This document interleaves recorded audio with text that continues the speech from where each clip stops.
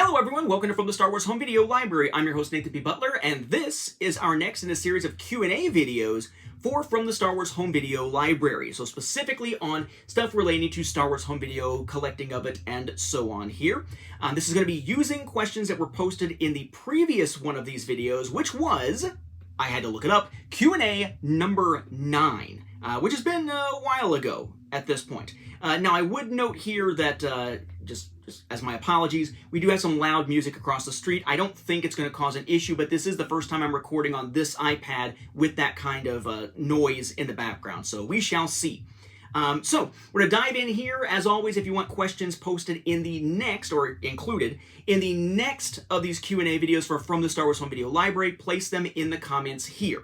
If you have generalized questions that are not about Star Wars Home Video, put them on the newest of the mini Q&A videos. I just recorded number 18 of that series right before recording this video, so they should be up around the same time, and wearing the same shirt, the Father of the Year Darth Vader shirt.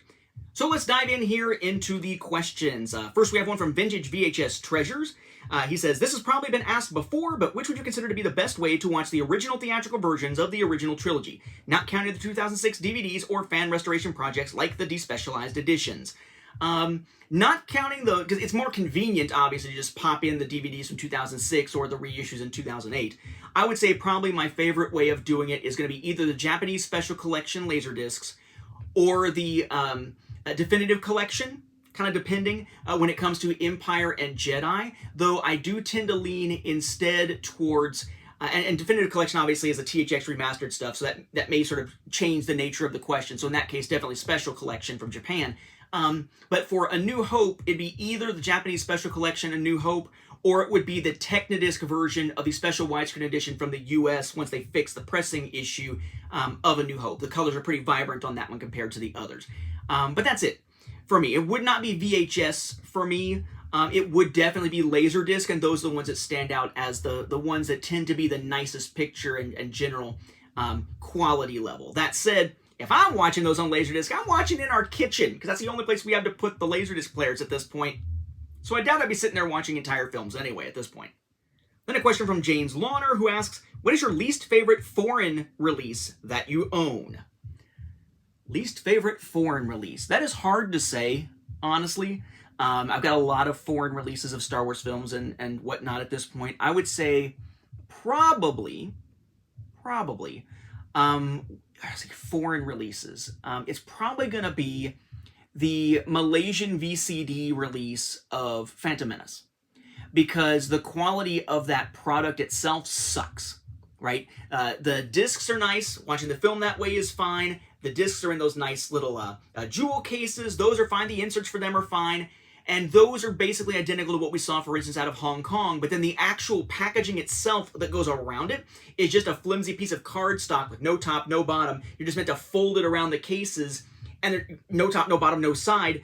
They slide out and fall out. It's like a package that was really only meant to be intact when it's in shrink wrap. Maybe you're meant to throw away that top packaging or something, and most people did. But yeah, to me, that is just an inexcusable garbage type of packaging to have for a foreign release. That's probably the thing that stands out, because you're talking about foreign releases. There are plenty of foreign bootlegs that I find, stupid or appalling and way too close to official releases to actually snag people that I feel like is not a good thing to see out there in the market. But yeah, I think that's probably the one that stands out. I mean, I'm sure there's probably something I'm forgetting that doesn't pop to mind, like something just very plain or something. I would probably, let me add onto that, I suppose, and these are not lack of favorites for any major reason, but I would probably say that as cool as it is to have all of Yoda Chronicles, both old and new, on those DVDs coming out of Scandinavia, the fact that among their audio options, there is no option for the original English language audio, that probably stands out to me as well, because that means that that product was released on that market with no way to watch really the original product, right? Because it was made with English language audio, just dubbed in other languages. And in that case, only the dubbings are on there. And that's excusable if we're talking about something like VCD, where there's only one audio track, but it's a freaking DVD. You can have multiple audio tracks. Why in the hell isn't English one of the options? That's annoying too. This question from Christopherson Live. There were a couple of questions, but one was already addressed in a mini Q&A, so we're just going to address the one that is separate. What do you think future you will decide to do with your collection when you die? Well, one, when I'm dead, I don't get a say, unless it's in a will or something. I honestly don't know. I haven't really thought that far ahead. It's one of those things where I imagine it would be a real pain in the ass to try to sell it off in some way. You know what I mean? Unless somebody just came in and bought the giant thing in bulk. I don't think I would care, really, what happens with it, realistically. If my son gets into this stuff, maybe he would want the collection. I would pass it along to him, perhaps.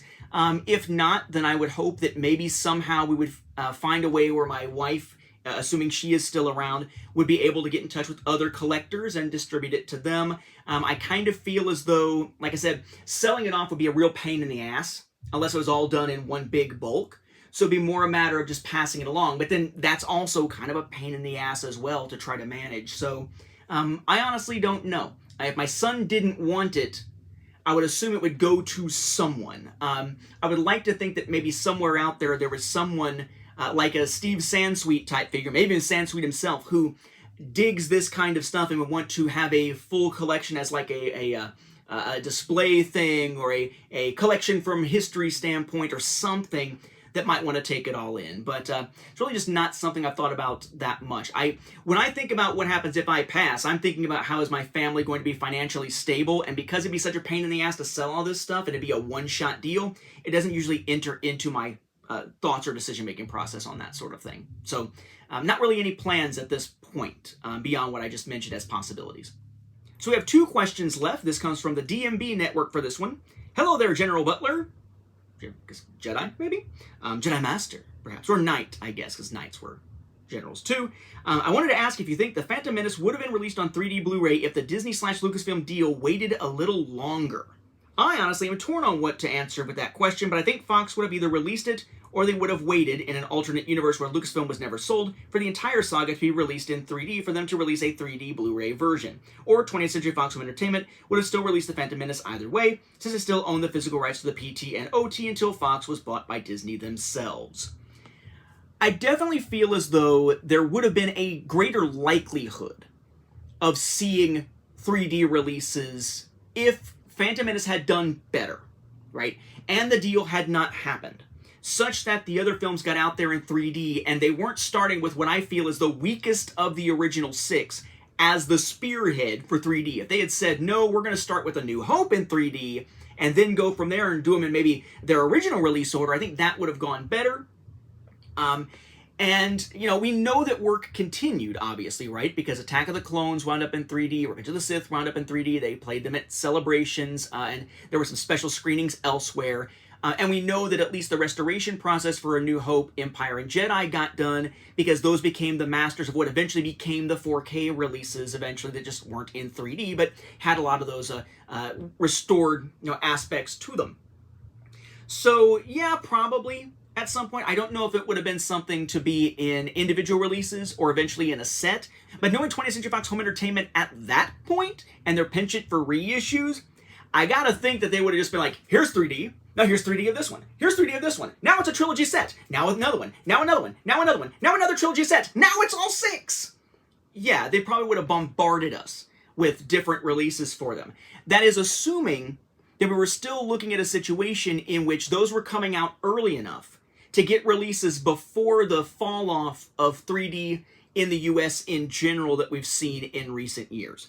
But yeah, I definitely think there would have been a more likely chance of that happening, because what we're told is that part of the reason why we didn't see more 3D releases of them was that project was somewhat cut short because of how Phantom Menace did and that sort of thing, but because Disney was going to then focus on new films. But remember the trade-off that we're getting here. Would I have rather seen, in my eyes, I'm giving myself a question here, would I have rather seen an era like now where we're seeing a bunch of new Star Wars stuff on Disney Plus as TV series that are live action and new Star Wars films, continuing on into a sequel era, along with getting things like Rogue One and Solo and that sort of thing? Or would I rather have seen releases of the other films in 3D? Given the choice between new stories or things we saw before in 3D, as much as I love 3D, I'd rather have the new stories. Now, the fact that that necessitated a reboot of canon, that's a whole different thing. But one could argue where Star Wars would be now in terms of the lifespan of the Legends continuity continuing to try to grow with no new TV series, with no new movies and so on, relative to where it actually is right now. That's kind of a whole other conversation, I suppose. But yeah, I think they probably would have. I think they probably would have pushed Blu-ray 3D out the door because it was right around that 3D era in which that was a bigger thing. 4K releases, not quite really hitting yet. So yeah, it certainly would have been more likely, I think, than it was once Disney actually bought Lucasfilm and changed the focus towards new films. Then we have a question here from Nathan Simpson, the last one for this one, who asks, do you think if Disney were to restore the 20th Century Fox logo for the 50th anniversaries of episodes 4, 5, and 6 in 2027, 2030, and 2033 respectively, they would use the original 1977, 1980, or 1983 logos? My answer to that is no. And here's why. Yes, they could do some type of restoration. And, well, I guess, let me take it back. How are they providing these restored copies? Let's say they did a full restoration of the films for their 50th anniversaries, which I don't think is going to happen. I think it'd be awesome if it did. I still feel as though they basically slammed the door on that idea so many times that I don't see it happening, but I pray that it does. But let's say that they did. Then the question is, do those get their own releases?